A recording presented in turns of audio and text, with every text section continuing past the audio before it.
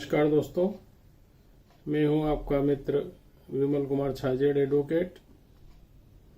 आज एक नए विषय पर जो हाई कोर्ट का जजमेंट आया है उस पर के बारे में बताना चाहता हूं कि हत्या के एक आरोपी को बच्चा पैदा करने के लिए हाई कोर्ट ने पैरोल 15 दिन का स्वीकार कर दिया। क्या है ये पूरा मामला और किन आधारों पर ऑनरेबल हाई कोर्ट ने बच्चा पैदा करने के लिए अपनी पत्नी के पास जाने के लिए 15 दिन का पैरोल स्वीकृत किया। दोस्तों, एक बड़ा रोचक मामला है। मैं पूरा मामला आपको बताऊं उसके पहले मेरा आपसे अनुरोध है कि आपने यदि मेरा चैनल सब्सक्राइब नहीं किया हो, सब्सक्राइब करें, लाइक करें, शेयर करें ताकि लेटेस्ट अपडेट आपको मिल सके। दोस्तों, ये मामला राजस्थान का है। राजस्थान में सेशन कोर्ट भीलवाड़ा ने आरोपी को धारा 302, 34 भारतीय दंड विधान के तहत आजीवन कारावास की सजा दी। इस मामले में 6 फरवरी 2019 को सत्र न्यायालय भीलवाड़ा ने आजीवन कारावास की सजा दी। केंद्रीय जेल अजमेर में आरोपी सजा काट रहा था। इस बीच में उसकी पत्नी ने कलेक्टर अजमेर, जो कि जिला पैरोल समिति के अध्यक्ष भी होते हैं, उनको आवेदन दिया कि मेरे पति को 15 दिन का पैरोल दिया जाए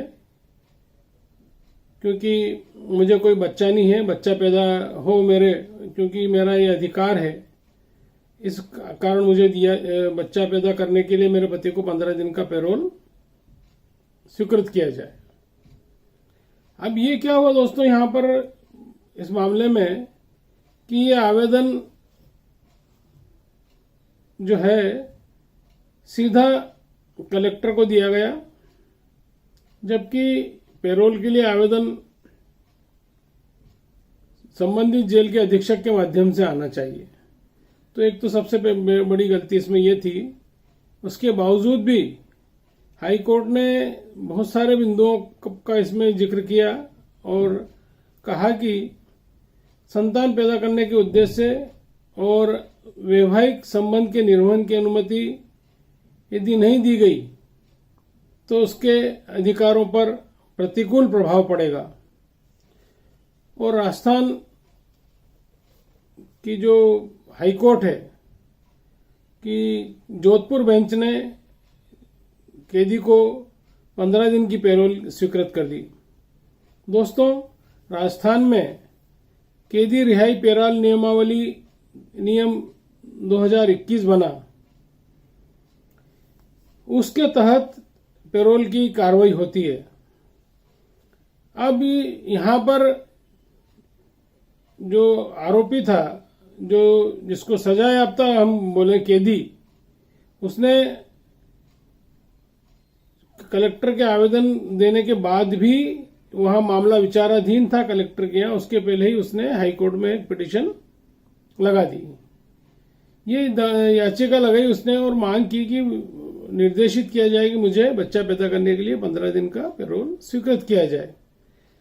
यहाँ पर जो शासकीय अधिवक्ता थे, गवर्नमेंट की तरफ से जो पैनल वाले वहां एडवोकेट उपस्थित हुए, उन्होंने कहा कि 2021 के जो नियम है उसमें ये प्रावधान है कि आधी से अधिक सजा यदि उन्होंने नहीं काटी हो तब तक उसको पैरोल स्वीकृत नहीं किया जा सकता। ऐसी स्थिति में दोनों पक्षों को सुनने के बाद ऑनरेबल हाई कोर्ट ने ये बात कही कि पारिवारिक जो उसकी जिम्मेदारी है और उसका जो वैवाहिक जीवन है उसका निर्वहन होना जरूरी है।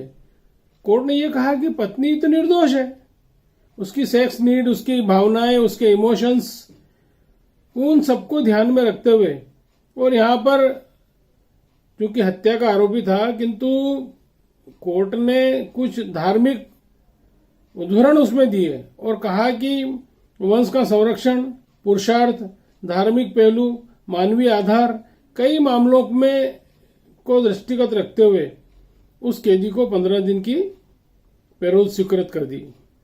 देखिए दोस्तों, जो गवर्नमेंट के एडवोकेट थे उन्होंने इस पर आपत्ति ली और अभी राजस्थान गवर्नमेंट ने इस मामले को सुप्रीम कोर्ट में चैलेंज भी किया और कहा कि ये जो है पैरोल नियमावली 2021 की धारा 11 के विरुद्ध है।